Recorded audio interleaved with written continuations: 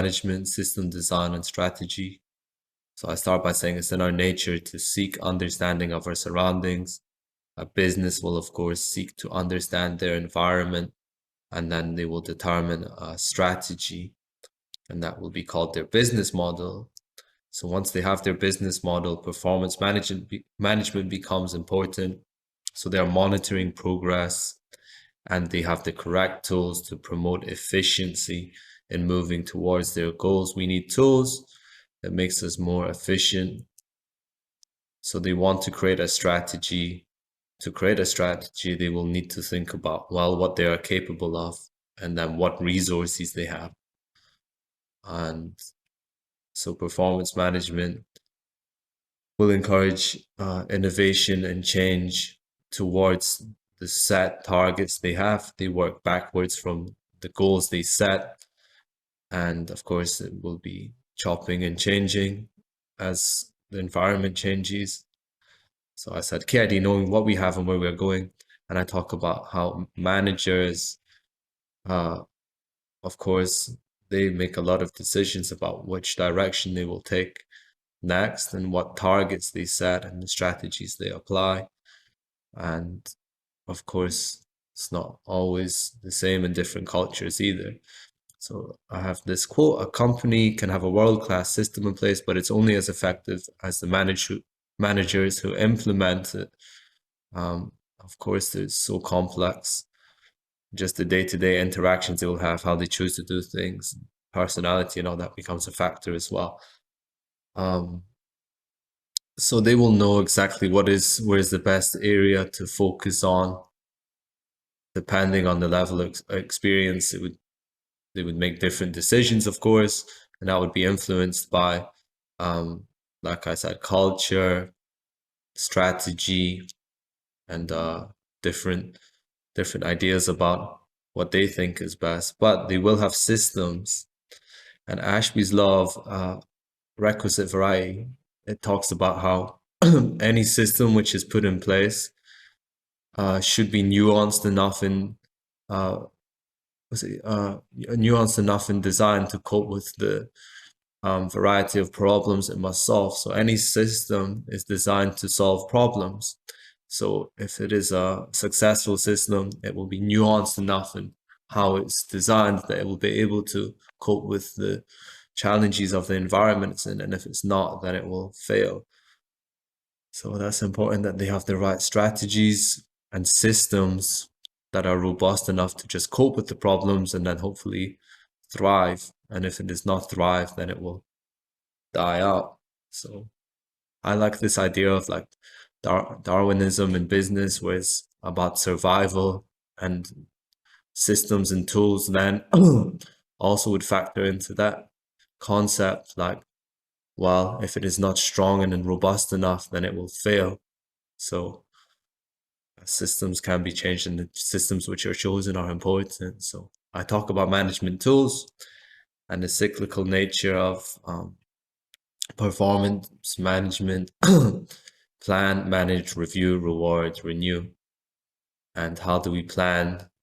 Well, goal setting theory helps us to explain this part of our behavior, and the smarter principle guides that process. So why do we plan? Well, human beings possess a higher form of consciousness, the capacity to reason. They have the power to conceptualize goals and set long-range purposes. Purposeful action in human beings is volitional, so we choose and what we want to do. So having a goal maybe actually like allows us to choose and gives choice and promotes that sort of goal-driven behavior. So maybe having goals is really important. That comes from a theory of goal setting task performance from 91. So just a like higher level of thinking gives us power to control what happens to us through decision making and developing an understanding of our environment. All right, so guided mastery, like learning from others. So organizations must provide their employees with guided mastery experiences. So, you know, effective co-workers as models, enabling performance feedback, promoting well-being, satisfaction, and all that. If those things aren't there, then maybe there would be a lot of problems. It would perhaps be a failing system. So, you know, having the correct system and tools in place prevents a lot of problems. So step-by-step process guiding mastery, um, and just having the correct model for someone to move towards in regard to what is acceptable in their job and what they should be doing, and whilst at the same time this mentor, encouraging them and all that. So that gives a sense of self-efficacy. So that's part of the argument why those guided mastery experiences are important. Um, okay, so then I'm just talking about self-development. Give some links. How do we monitor some of the tools in management?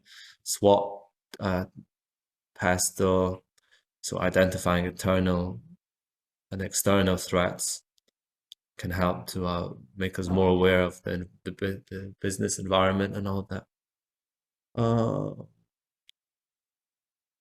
Okay, so highlighting the readiness for assessment tool helps to analyze the company in its current state compared to where it needs to be in relation to a specific goal. Another useful tool.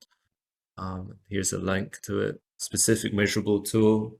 Key performance indicators. A company measures performance to be efficient, to establish current performance and future targets. Also useful for the individual to know where they are and if they are progressing and all that. So yeah, KPIs people are familiar with. And I just talk about feedback, which I feel is very important.